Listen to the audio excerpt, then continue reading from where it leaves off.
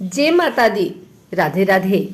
आइए सुनते हैं आज गुरुवारी एकादशी पर भगवान विष्णु और माँ लक्ष्मी की यह रोचक कहानी। आपने धर्म ग्रंथों और तस्वीरों में देखा होगा कि भगवान विष्णु शीशनाग की सैया पर विराजमान रहते हैं और देवी लक्ष्मी बड़े ही प्रेम पूर्वक उनके चरण दबाया करती हैं। दो का यह दृश्य देखकर उनके भक्त यही चाहते हैं कि दोनों में यह प्रेम सदा बना रहे। लेकिन ऐसा एक बार क्या हो गया था कि आपस में लड़ पड़े थे माता लक्ष्मी और भगवान विष्णु। इस बात की जानकारी हम आपको इस कथा के माध्यम से देते हैं। भगवान विष्णु और माता लक्ष्मी के बीच लड़ाई क्यों हुई। एक बार श्री हरि नारायण देवी लक्ष्मी से बोले, लोगों में कितनी भक्ति बढ़ गई है, सब नारायण नारायण करते हैं। भगवान की बात सुनकर लक्ष्मी जी बोली, आपको पाने के लिए नहीं, मुझे पाने के लिए भक्ति बढ़ गई है।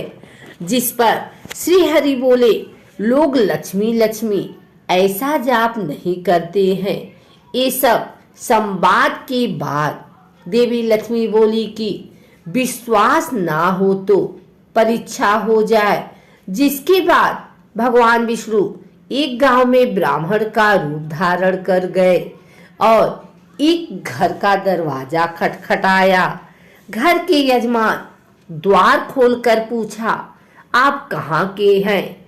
तो प्रभु बोले, हम तुम्हारे नगर में परमात्मा का कथा कीर्तन करना चाहते हैं। जिस पर यजमान बोला, ठीक है महाराज, जब तक कथा होगी आप मेरे घर में रहना। बाद में गांव के कुछ लोग इकट्ठा हो गए और सारी तैयारी कर दी। पहले दिन कुछ लोग आए। अब प्रभु स्वयं कथा कर रहे थे तो संगत बढ़ी। दूसरे और तीसरे दिन और भी भीड़ हो गई।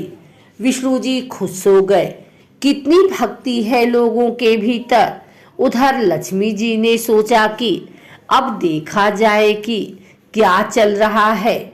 तब देवी ने बूढ़ी माता का रूप लिया और उस नगर में पहुंची जहां एक महिला ताला बंद करके कथा में जा रही थी कि देवी उसके द्वार पर पहुंची और बोली, बेटी जरा पानी पिला दे। देवी की बात सुनकर महिला बोली, माताजी 3:30 बजे हैं, मेरे को प्रवचन में जाना है। जिस पर लक्ष्मी माता बोली, पिला दी बेटी थोड़ा पानी, बहुत प्यास लगी है। तब उस महिला ने लोटा भर के पानी घर से लाई और माता ने पानी पिया। तब लोटा वापस लौटाया तो वह सोने का हो गया। यह देखकर महिला सोच में पड़ गई कि लोटा दिया तो पीतल का था पर वापस लिया तो सोने का, कैसा चमत्कारिक माता है। अब उस महिला ने हाथ जोड़कर कहा कि माताजी आपको भूख भी लगी होगी, खाना खा लीजिए। लालच की इच्छा रखते हुए सोचा कि खाना खाएंगी तो बर्तन भी सोने के हो जाएंगे। माता उसकी मनसा समझ गई और कहने लगी, तुम जाओ बेटी, तुम्हारा प्रवचन का समय निकल जा रहा है। जिसके बाद वह महिला प्रवचन में आई, लेकिन अपने आसपास के सभी महिलाओं को सारी बात बताई। अब महिलाएं यह सुनकर चलती सत्संग के बीच में से उठकर चली गई। वह अगले दिन से इस कथा में लोगों की संख्या कम हो गई। तो भगवान हरि ने पूछा कि लोगों की संख्या कम कैसे हो गई। तब किसी ने कहा, नगर में एक चमत्कारिक माताजी आई हैं, जिसके घर से दूध पीती हैं तो ग्लास सोने का हो जाता है। थाली में रोटी सब्जी खाती हैं तो थाली सोने की हो जाती है। उनके चलते लोग प्रवचन में नहीं आते, जिसके बाद विष्णु जी समझ गए कि देवी लक्ष्मी का आगमन हो चुका है। इतनी बात सुनते ही देखा कि जो यजमान सेठ जी थे वो भी उठ खड़े हो गए, चुपके से निकल लिए और माता लक्ष्मी के पास पहुंचकर बोले, माता, मैं तो भगवान की कथा का आयोजन कर रहा था और आपने मेरे घर को छोड़ दिया। देवी बोली, तुम्हारे घर तो मैं सबसे पहले आने वाली थी, लेकिन तुमने अपने घर में जिस कथाकार को ठहराया है ना, वो चला जाए तभी तो मैं आऊं। सेठ जी बोले, बस इतनी सी बात, उन्हें अभी धर्मशाला में कमरा दिलवा देता हूँ। अब जैसे ही भगवान कथा करके घर आए तो सेठ जी बोले, महाराज, आप अपना बिस्तर बांधो और जाओ। आपके रहने की व्यवस्था अब से धर्मशाला में कर दी गई है। जिस पर महाराज बोले, अभी तो कथा के 2-3 दिन बचे हैं, यही रहने दो। सेठ बोले, नहीं नहीं, जल्दी जाओ, मैं कुछ नहीं सुनने वाला, मुझे किसी और मेहमान को अपने घर में ठहराना है। इतने में ही देवी लक्ष्मी आई और कहा कि सेठ जी, आप थोड़ा बाहर जाओ, मैं इन्हें विदा करती हूँ। माता लक्ष्मी जी भगवान से बोली, प्रभु, अब तो मान गए।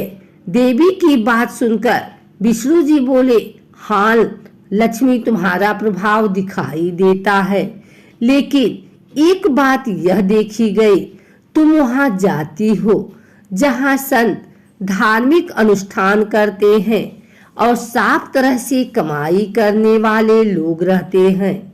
इसका अर्थ है संत जहां भी कथा करेंगे आप वहां अवश्य आगमन करेंगे।